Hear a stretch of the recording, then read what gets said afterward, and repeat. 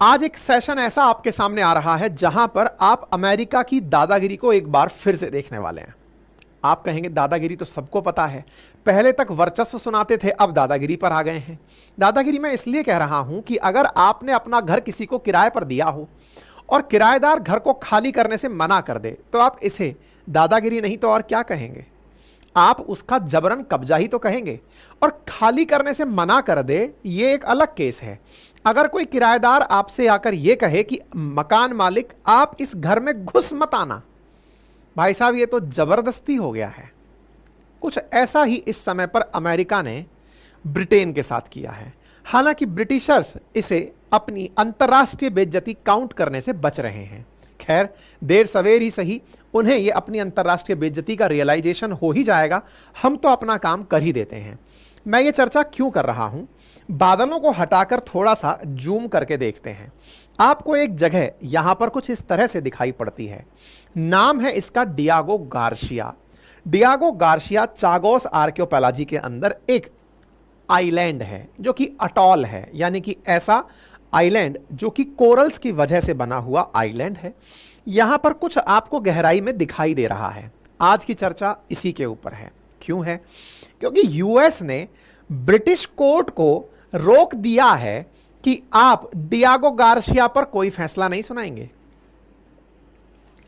आप सोचिए कि आज अपने देश की संसद को अमेरिका यह कह दे, अपने देश की न्यायपालिका को अमेरिका यह कह दे, स्टॉप, इस विषय पर आप फैसला नहीं सुनाएंगे। घनघोर बेइज्जती फील नहीं होगी क्या? हैं? आज हम ही अपनी न्यायपालिका के न्याय के कारण देश में लोकतंत्र का अनुभव कर रहे हैं। अब ऐसी स्थिति में किसी देश की कोर्ट को कोई दूसरा देश कह दे, रुकिए, सब्र करिए, बतियाएंगे, फिर बात करिएगा। अब ये खबर तो बड़ी इंटरेस्टिंग बनती है। अब इसके लिए आपको मामला जानना पड़ेगा।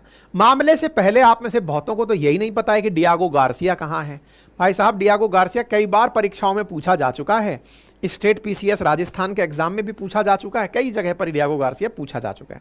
तो पहले विस्तार पूर्वक चर्चा डियागो गार्सिया की करते हैं, फिर मामला समझेंगे कि क्या कारण है कि अमेरिका ने यूके को कह दिया है कि अपने कोर्ट के अंदर इसकी हियरिंग रोकिए।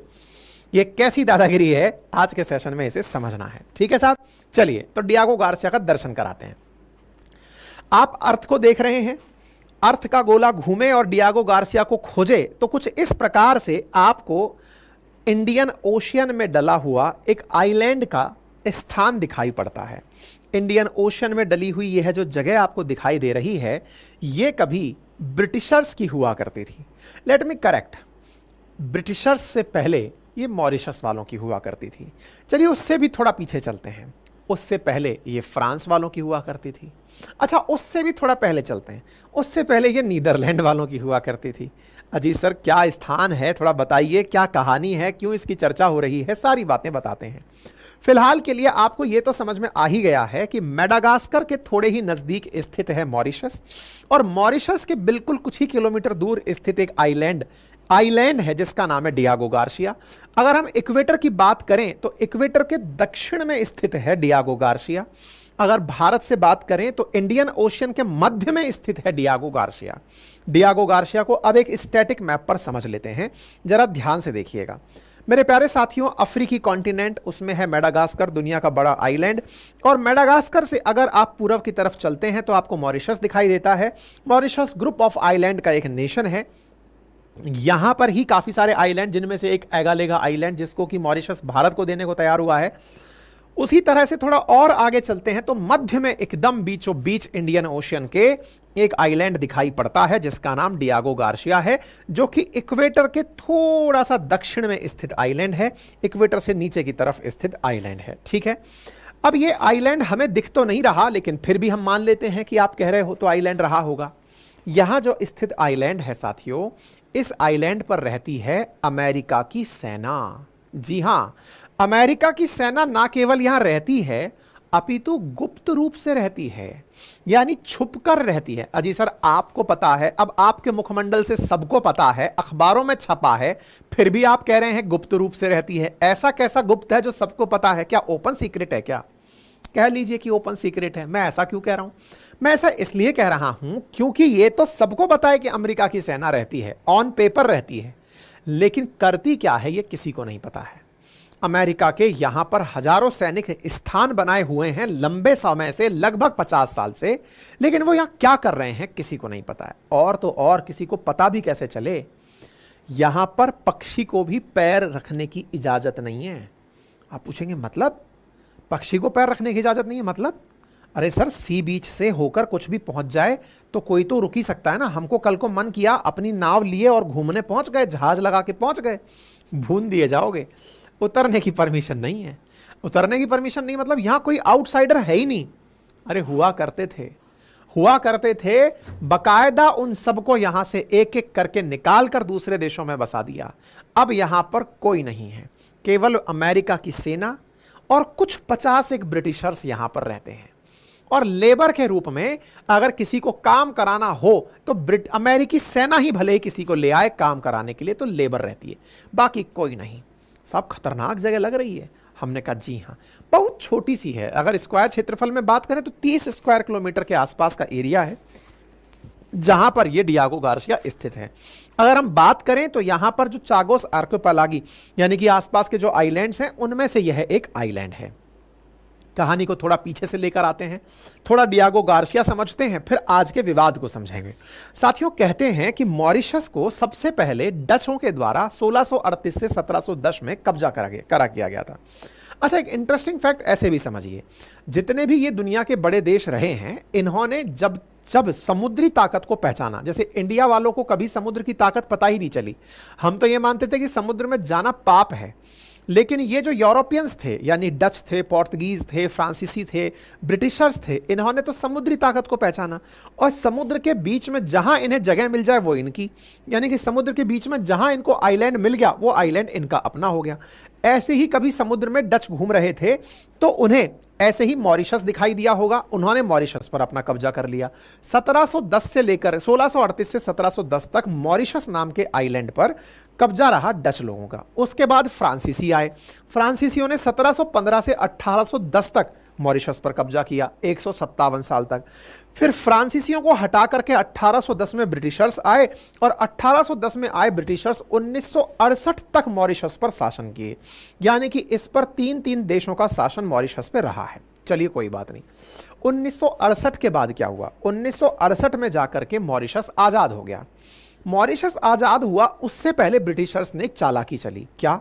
1965 में उन्होंने मॉरिशस से, यानी मॉरिशस के जो आइलैंड थे उनमें से डियागो गार्सिया को अलग कर दिया।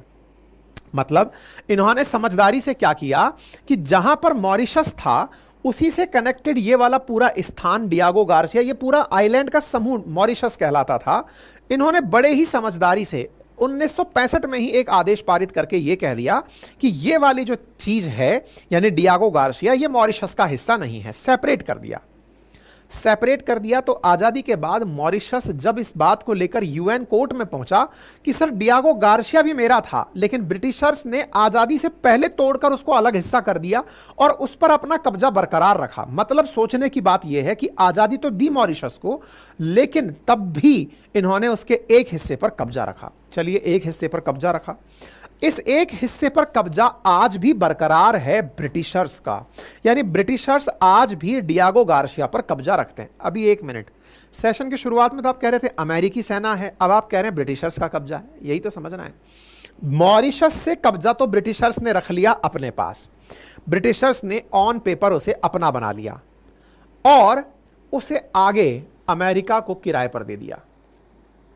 अमेरिका से कहा कि एक काम करिए, मैं आपको एक आइलैंड दे देता हूं, क्योंकि आप लोग ताकतवर हैं, हमसे ज़्यादा ताकतवर हो गए हैं, आपको इंडियन ओशियन पर कंट्रोल रखना है, इंडिया, ऑस्ट्रेलिया, ये जितने भी कंट्रीज़ हैं इन पर नज़र रखनी है, आसियान पर नज़र रखनी है, तो आपको एक तो मचान चाहिएगी। तो मचान के लिए मैं आपको एक आइलैंड दे सकता हूँ, इसके बदले मुझे कुछ सस्ती मिसाइल दीजिए। अमेरिका ने ब्रिटेन को सस्ती मिसाइलें उपलब्ध कराई और ब्रिटेन ने 1965 में जिस जगह को कब्जे में लिया, 1966 में एक समझौते की मदद से सस्ती मिसाइलों के लालच में, जिस मिसाइल का नाम पोलारिस मिसाइल था, उसके लालच में इस आइलैंड को उठा करके अमेरिका को दे दिया कि सर जी ये आप रखिए, आइलैंड आपका हुआ, मिसाइलें मेरी हुई। और इस प्रकार से यह समझौता 50 साल के लिए हुआ। कब हुआ था? 1966 में। 50 साल कब पूरे हुए? 2016 में। 2016 में 50 साल इसके जब पूरे हुए तो अमेरिका ने फिर से ब्रिटेन से कहा कि सुनो, रिन्यू कर देना, अपना कब्जा बरकरार रहेगा। अब इस 50 साल के अंदर अमेरिका ने यहां क्या किया? अमेरिका ने बनाया यहां पर भव्य सैन्य बेस। उसने यहां पर बेहतरीन सैन्य बेस बनाया और यहां पर रह रहे लोगों को अमेरिका ने 1971 में एक एक करके बाहर निकाला। कुछ प्यार से तो कुछ को दुत्कार के। कुछ लोगों का सामान उठाया, कुछ लोगों को उठाकर खाना पीना रोक दिया, कुछ को लालच दिया कि जाओ आपको ब्रिटिश की नागरिकता देते हैं, इस जगह को छोड़ दो। ऐसा करके लगभग 1500 लोगों को फोर्सफुली यहां से बाहर निकाल दिया गया। इस बात की शिकायत भी की गई यूनाइटेड नेशंस के अंदर, यूएनएचआरसी के अंदर इसकी शिकायत हुई, जिसमें ब्रिटेन को दोषी पाया गया कि आपने ये गलत किया, लोगों को फोर्सफुली यहां से बाहर निकाला। लेकिन फोर्सफुली निकालने के पीछे का बड़ा कारण एक बहुत बड़ा यहां पर आर्मी बेस, नेवी बेस बनाना था। नेवल को उतारने के लिए यहां पर ये जो बना हुआ हेलीपैड आप देख रहे हैं, इसकी बनाने की असली कारण क्या थी? क्योंकि यहां पर अमेरिकी सेना इसको पूरी तरह अपने पास रखना चाहती थी, ताकि किसी को भी यह ना पता चले कि अमेरिका किस तरह से यहां से ऑपरेट कर सकता है। अगर आज आप दुनिया भर के देशों में अमेरिका को ऑपरेट करते हुए देखते हैं तो लगभग ये जितनी भी रेड लाइट्स आपको दिखाई दे रही हैं, यहां पर बैठा हुआ अमेरिका ही है। लाखों की तादाद में लगभग 80 से अधिक देशों में अमेरिका अपने बेसिस बनाकर बैठा है। उनमें से एक डियागो गार्सिया है। अमेरिका ऐसे ही सुपर पावर नहीं कहलाता है।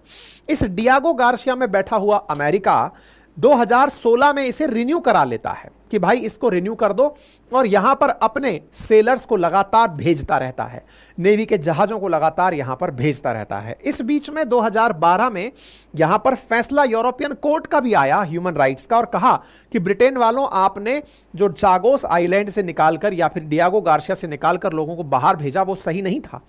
इसी तरह से संयुक्त राष्ट्र के अंतर्राष्ट्रीय न्यायालय ने भी कहा कि चागोस द्वीप समूह को अपना नियंत्रण पूरी तरह समाप्त करके इसे वापस मॉरिशस को दे देना चाहिए। आप सोचिए, इंटरनेशनल कोर्ट ऑफ जस्टिस तक का यह मानना है कि 1965 में जो चालाकी से ब्रिटेन ने इस पर कब्जा कर लिया था वो गलत था, इसे वापस मॉरिशस को दे देना चाहिए। यानी ऑन पेपर तो आईसीजे का ऑर्डर आ रखा है कि यह स्थान मॉरिशस का है, यहां पर रह रही जो जनता है उन्हें फोर्सफुली निकालना गलत था। लेकिन किसी ने किसी की नहीं सुनी। अपने यहां कहावत है ना, जिसकी लाठी उसकी भैंस, और अमेरिका में तो लाठी सबसे बड़ी चलती है। ये अमेरिकी लाठी के प्रमाण हैं। इस तरह से इस आइलैंड को फिलहाल सजा दिया गया है। कहते हैं कि ये अपने आप में एक अनसिंकेबल एयरक्राफ्ट कैरियर है, यानी एक ऐसा एरिया बना दिया जो कि अपने आप में एक अटॉल है, डूब सकता नहीं है। यहां पर बड़ी मात्रा में सेना रह रही है। आज हम इसकी चर्चा क्यों कर रहे हैं, इसकी चर्चा आज क्यों आई, इसको सुनते हैं। अब आपको यह तो पता चल गया कि 1965-66 से लेकर 2016 तक पहले कब्जा रहा, 16 में फिर रिन्यू हो गया अमेरिका का कब्जा। रिसेंटली इस बीच में घटना होती है और वो घटना दुनिया का ध्यान फिर से आकर्षित कर देती है। हुआ क्या? रशिया यूक्रेन से पहले अगर आपको याद हो तो कोरोना क्राइसिस हुआ।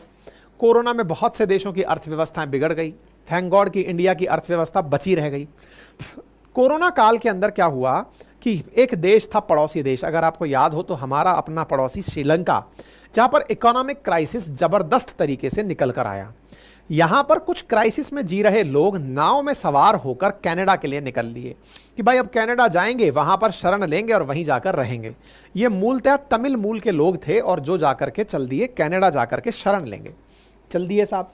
रास्ते में इनको कनाडा बहुत दूर लगा। इनको दूर लगा तो ये अपनी नाव से उतरे और रास्ते में ही इन्हें दिखाई दिया चागोस आइलैंड और ये वहां पहुंच गए। कहा जाता है कि लगभग 60 से अधिक, कुछ लोग 89 बताते हैं, कुछ 81 बताते हैं, इतने लोग थे जो श्रीलंका से निकले थे इकोनॉमिक क्राइसिस में और डियागो गार्सिया जाकर रुक गए, क्योंकि इनकी नाव को कहीं और जगह नहीं मिली और ये अपनी नाव को वहीं लगाकर पहुंच गए। ऐसी जगह जहां पर अमेरिका ने फोर्सफुली लोगों को भगाया हो, जहां फोर्सफुली लोगों को दूसरे देश की नागरिकता दिलवाई गई हो कि तुम यहां से निकल जाओ, वहां पर अचानक बिन बुलाए मेहमान पहुंच जाएं और उनकी कवरेज मीडिया में आ जाए तो कहना ही क्या है। यही हुआ साथियों। ये वो वोट है जो बीबीसी ने कवर की और यहां पर देख सकते हैं कि असाइलम सीकर्स डियागो गार्सिया में अटक गए। ऐसी खबर 2022 में पब्लिश होना शुरू हो जाती है। कहलाता है कि 89 ऐसे असाइलम सीकर्स हैं जो जाकर के डियागो गार्सिया अटक गए हैं, जो कि तमिल रिफ्यूजी हैं। अब ये चाहते क्या हैं? ब्रिटेन ने, अब यहीं से सारा की सारा खेला शुरू होता है। ये 89 लोग यहां फंसे हुए हैं। अब ये सब के सब यहां पर फंसे तो हैं, मुसीबत क्या है? अमेरिका इन्हें फेंकना चाहता है कि निकलो यहां से। ब्रिटेन कहता है कि जगह तो मेरी है, तुम निकालने वाले कौन होते हो? खेल समझ में आ रहा है?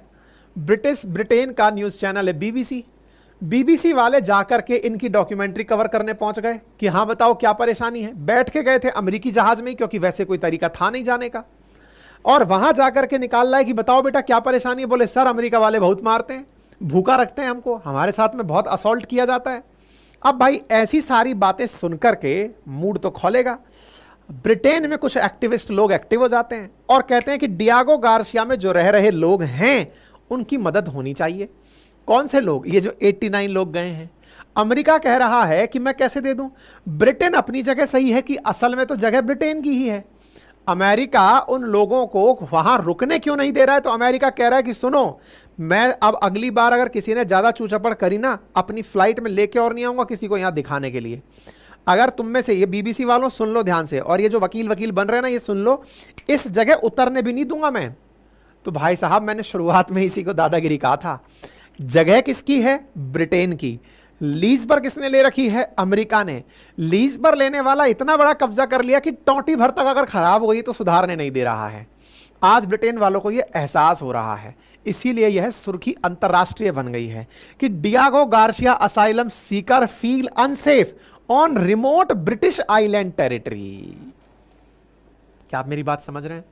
यानी कि इस आइलैंड पर ब्रिटिश की आइलैंड है, अमेरिका का कब्जा है, और इन लोगों के साथ खूब यातनाएं हो रही हैं। और तो और अमेरिका ब्रिटिश कोर्ट को यह कहकर रोक देता है कि सुनो, उनके मामले पर कोई सुनवाई मत कर लेना। 9 जुलाई की खबर है, US block UK from holding court hearing in British territory Diego Garcia. भाई ब्रिटिशर्स का तो अखंड बेइज्जती हो रहा है। मतलब अमेरिका ने इन लोगों को, यानी अपनों को भी नहीं छोड़ता है अमेरिका। अपन तो सोचते हैं कि ये हमारे साथ ऐसा है, ये जिनके साथ रहता है उनको भी निगल जाता है। तो भाई इसकी खबर को गार्जियन इसीलिए छाप रहा है कि authorities refuses to grant access for जजेस और legal team to visit island, कि किसी को भी मैं जाने नहीं दूंगा, वहां जाकर देखने नहीं दूंगा कि क्या चल रहा है। अटके हो तो अटके रहो। है मजेदार बात? हम अनुमति नहीं देंगे। अमेरिका कह रहा है कि हां अनुमति दूंगा, लेकिन इस स्थिति पर दूंगा कि पहले मुझे यह सिक्योर कर दिया जाए कि मेरे उस नुकसान, मेरे जो व्यवस्थाएं मैंने वहां बना रखी हैं उसको कोई नुकसान नहीं होगा। बाकी आप समझदार हैं, किस तरह से आप इस बात को लेते हैं कमेंट बॉक्स में बताइए। हमने तो आपको विषय वस्तु बता दी, लेकिन हाँ इस तरह के विषय में अगर आपको रुचि है तो आप ज्योग्राफी जो मैंने यहाँ पर पढ़ा रखी है, जिसमें पूरा मैपिंग पढ़ा रखा है, आप जरूर जाकर के ज्वाइन करें। Complete geography, polity, history, economics का बैच है जीए फाउंडेशन का, अपनी पाठशाला एप्लीकेशन पर उपलब्ध है। रिकॉर्डेड बैच है, आप जाकर उसे एक्सेस कर सकते हैं पूरे 1 साल की वैलिडिटी के साथ में। ठीक है, जो क्लास में पढ़ाया गया कंटेंट है वो हमारे हैंड रिटन नोट्स में उपलब्ध है, आप उसे भी एक्सेस कर सकते हैं। ठीक है साहब।